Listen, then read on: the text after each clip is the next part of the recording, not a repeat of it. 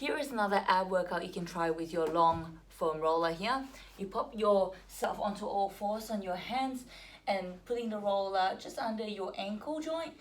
You're going to lift your knees off and stay in this 4-point position where your knees are under your hips. Then you're going to pull in, so you're rolling the roller towards your toes, and then slowly extend it out without moving your shoulders. So that is the workout that you'll be doing, extending and bending without moving your shoulders as much as possible, keeping your shoulders right on top of your wrists. So out and in. To make it a bit harder, what you can do is bring one knee in towards your elbow, same side, and then balancing your other leg on the roller, you're going to switch them out and in. Like a running man, out and in. And your whole time you're hovering your legs, trying not to move your shoulders. And if that doesn't burn up your abs and shoulders, I don't know what will. Give that a go.